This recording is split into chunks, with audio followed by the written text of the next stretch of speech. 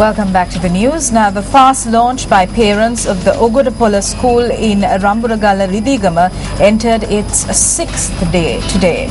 Parents engaged in the fast to oppose the decision taken by the authorities to limit the school to the 5th standard.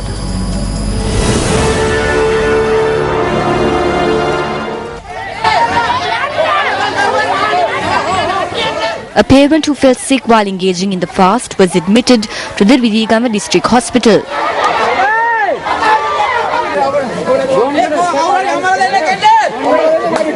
Meanwhile, the police intervened and forced the 3 remaining protesters also to seek medical attention today.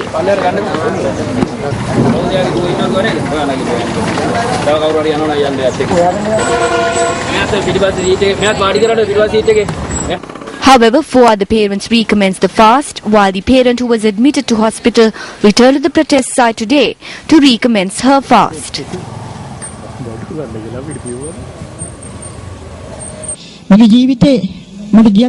I don't mind if I die. I'm willing to sacrifice my life to protect the school that educates 580 children.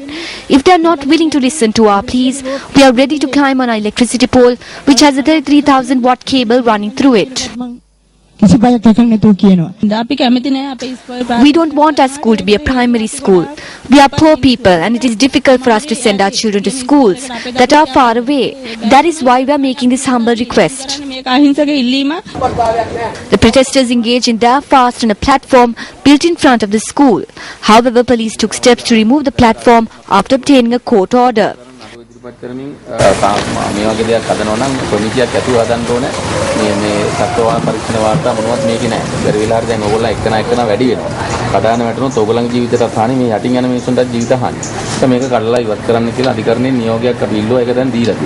the protesters recommenced their fast at a nearby location.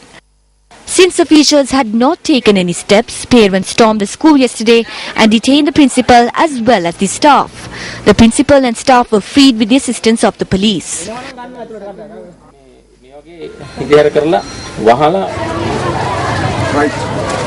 8 parents who were arrested in connection to the fast were produced before the Galilee Magistrate Court today and were released on bail. Newsfirst U reporter Suranga Rajitha sent in this footage today of an accident that took place in Ahaliyagoda.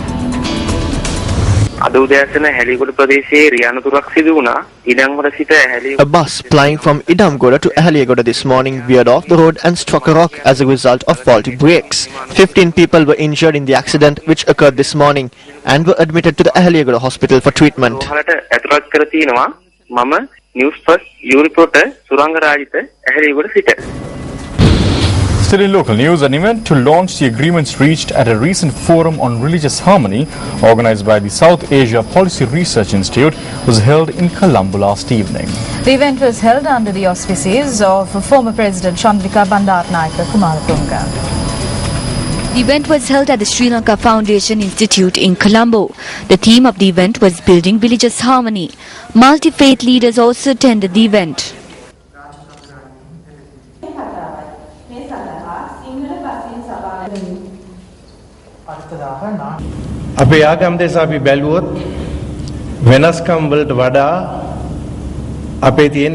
If we look at religions, there are more similarities than differences.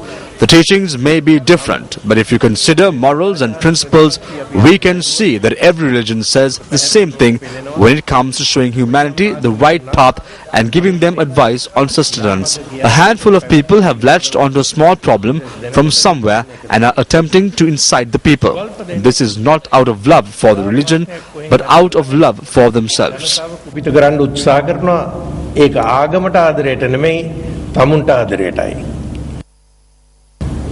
Religious liberty is so indivisible that an act against one place of worship is an act against all.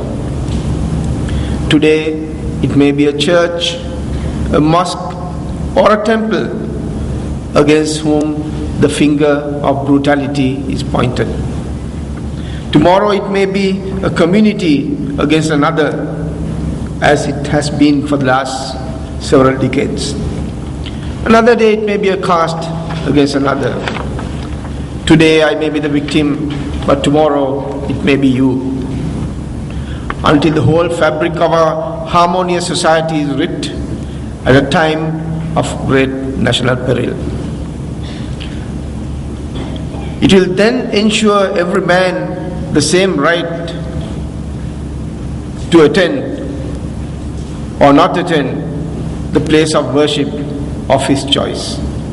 I believe in a country's leadership whose religious views are his own and private affair, neither imposed by him upon the nation or imposed by the nation upon him as a condition to hold that office. Now, returning to one of our earlier stories regarding the protest launched by the Midwives Association, Newsfirst made inquiries regarding this from the Ministry of Health. හෙදියන්ට සූතිකා පුහුණුව ලබා දීම අලුත් දෙයක් නෙමෙයි. ඒක දැන් අවුරුදු Training nurses in midwifery is not a new thing.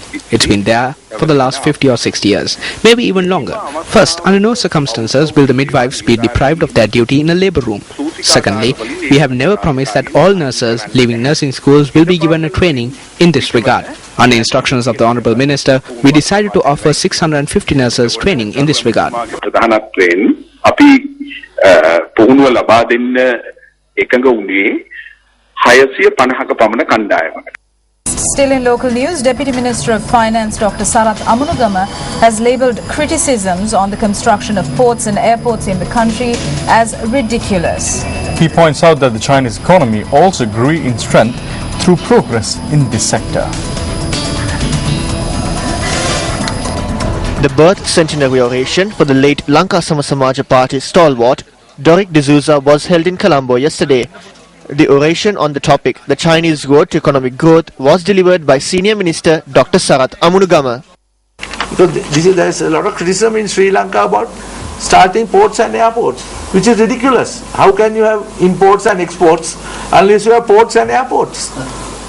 You know, so the whole Chinese strategy of special economic zones was around their port cities, because then they cut freight costs, they cut production costs. So it's like from hand to mouth, from the production center to the markets, which meant that they were very effective and very competitive when it comes to manufacturing, as it was clearly shown.